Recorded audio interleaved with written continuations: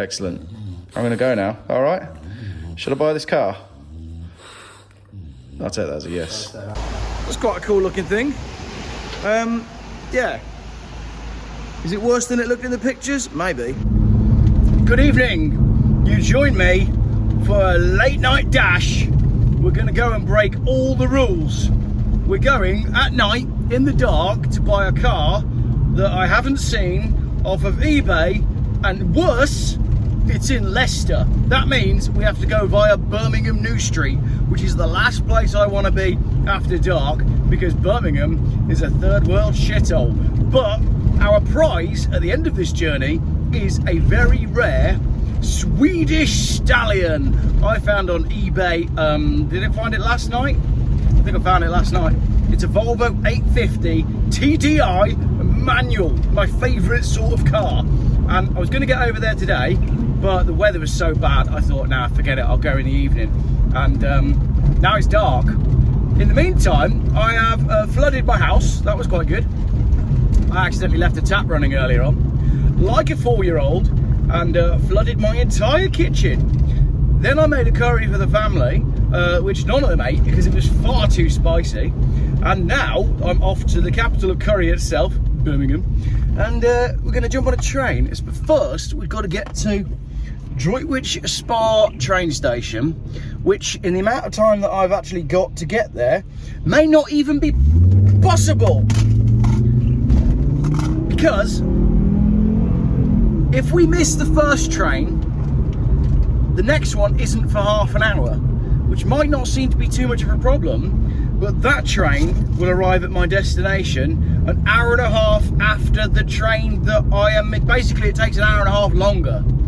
It's ridiculous. I don't understand how trains work. How can a train that is, they time travel basically, how can a train leaving half an hour after arrive an hour and a half later? It doesn't make sense.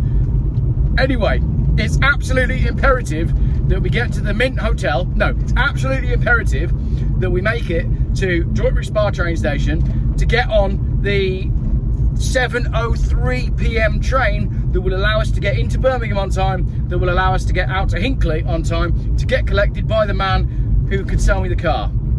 That's what we're doing. So let's go.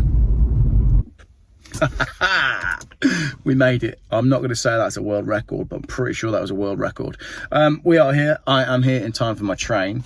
So I didn't bring my computer because that's uploading something at home, but I did bring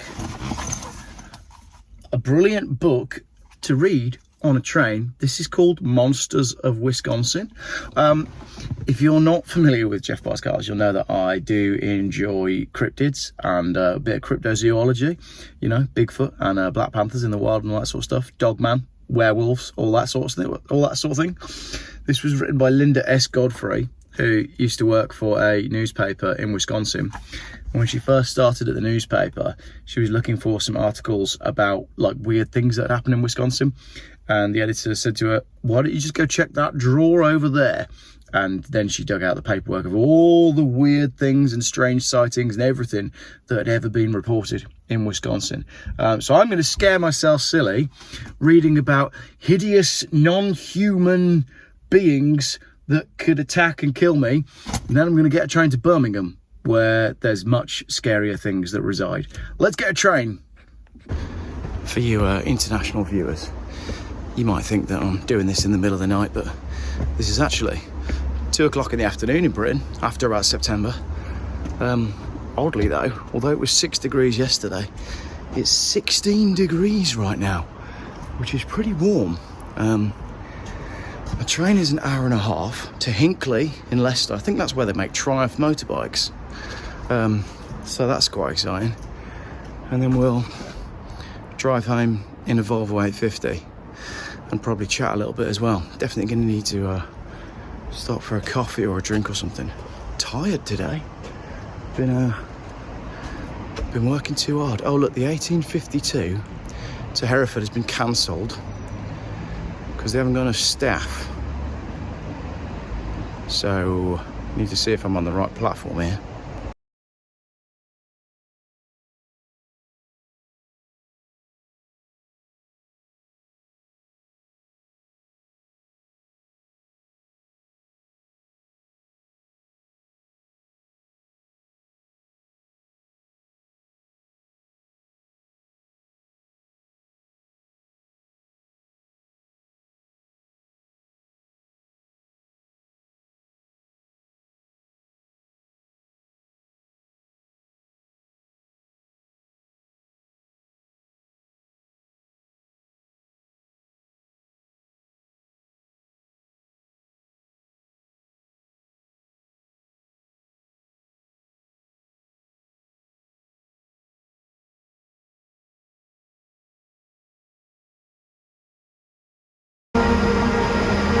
First train done. Birmingham New Street.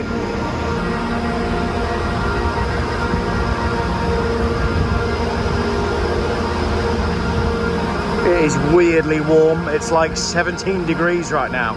It's like a summer's evening. It's so strange. It feels really tropical. The air feels horrible. And that's not just because I'm in a train station. Right. Platform 10A we want, just up here. Train to Leicester. Train number 2, I'm told, is a turbo style class 170. For those people that know trains. There you go, look. So that's exciting. Is the train done? I love this poster. Are they somewhere they shouldn't be? Speak to staff or the police. There's thousands of people that are somewhere they shouldn't be. They're all in hotels. It's a great joke. It's still far too warm. It's really weird. Super warm. Right, said he's in Tesco car park opposite the train station, so I guess we'll go find it. You should never ever buy a car in the dark, and you should never ever buy a one-way ticket and then jump in a car with a stranger for a 20-minute drive from the station, but I think we're going to be okay. I'm not going to hang around and do any inspections or anything like that. I am just going to pay the man, do the logbook and drive home. We'll do all of our checks and tests on the run back. Oh, hello dog. You're quite lovely. See, everyone on my YouTube channel thinks I don't like dogs, but I do like dogs. I just don't want to own one. Isn't that right, dog? Yeah? Have you had a good day? Excellent. I'm going to go now, all right? Should I buy this car? I'll take that as a yes. Okay, all paid and done. I'm at the petrol station, so I've already driven it so far. The gear change is really weird. It needs a centre console, which is so bizarre. So I've got to find one of those and get that fitted, because that is just a big mess, look. But generally, pretty nice car, drives all right, and it looks the part. It's quite a cool looking thing. Yeah. Is it worse than it looked in the pictures? Maybe. I mean, all Volvos of this age rust on this front wing. It's just what they do, and that is a pretty shoddy repair that is starting to rust through. Wants a set of tyres, but I was thinking of changing these wheels anyway, so I don't know. Bit of rust on the back here. Not too bad, actually. So, what do I think? It's about right for the money. I paid 1,400 quid for it, and you'll all be there in the comments being like, I can't believe this car's worth 1,400 quid. I wouldn't pay 300 quid for it. Well, that's Volvo 850 values. And I think there was a queue of people lining up to buy this. It's another non-roof rail model. Why do I keep buying Volvo 850s that don't have roof rails fitted? That's a strange place for it to rust, isn't it? It's obviously had a roof rack on at some point. And it's a base spec car, so it's only an S, which is the bottom of the range, which means you don't get the trip computer and you get this half leather. It started with half leather. Oh no, because you could get cloth. Cloth, half leather plush, and then leather. And that's basically your options on a Volvo 850. So, I don't know, I think it's all right for the money. Only comes with mats on the right hand side, genuine Volvo mats, but only on the right hand side of the car. Pretty clean, yeah. TDI badge is still there, presently correct. It's got the spoiler. It's had some window tints done at some point. Is this window not tinted? Oh no, the other one's the same. Oh, it looks quite cool like that. So yeah, I'm happy enough with it. We'll run it home and run it for a little bit. Oh look, the arch liner has been rubbing because it's wearing the wrong size wheels. It's actually wearing 17-inch wheels when it should be wearing 16-inch wheels. But because it's been lowered and it's got that slight stance going on, it does look quite good on the big wheels. Aluminium press number plate. Well, we all know we're going to lose the number plate. Whoopsie! So that is my late night Volvo purchase. I think it looks like crap for a £1,400 car, but I still love it. More so than that BMW estate that I bought the other day, because it's just got character. What it needs now is some diesel. So let's get some diesel and go home. Right, back in the car. I do have a premium sound system, which I'll show you. Here we go, look. Volvo premium sound system. And I bought some CDs with me, which is handy, because I just happened to grab some out of the other car. But I've only got Fall Out Boy, John Mayer, Mumford & Sons. What's that? John Mayer again, Daft Punk, and Fall Out Boy again. I thought I bought a Death Cab for Cutie CD with me. Was there any more down there? No. Just my Monsters of Wisconsin book. Bugger. I thought I bought some better CDs. Oh well, we're going to have to roll with what we've got. Right, it's about an hour and a bit to get home from here. This gearbox is really weird.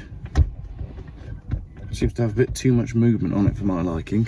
But that might be just the way that everything's been set up, because it's all sort of falling apart, because that centre console just needs to all come out, doesn't it? So that's a job for another day. It's still a cheap Volvo 850 diesel, and I am the king of the Volvo 850 diesel. I buy all of them. Right. Volkswagen 5-cylinder engine, if you haven't been watching the channel very long.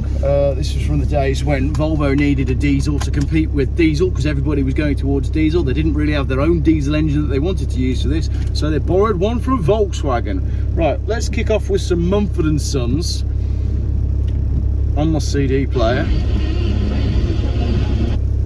Cool. So we'll do that, and I'm going to drive home.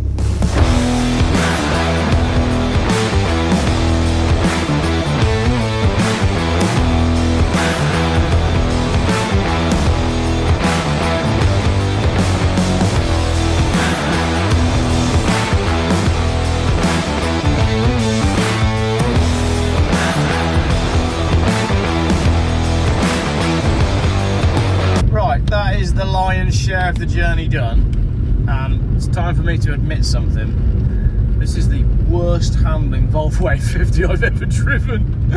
The combination of, I think it's got terrible tyres on the front, and the coilover suspension is just, do you see that rat run across the road? It's just awful, and it just felt downright sketchy on the motorway. I suspect there's very little tread on the tyres, so tomorrow I will put on a complete set of, I'm actually going to change the wheels.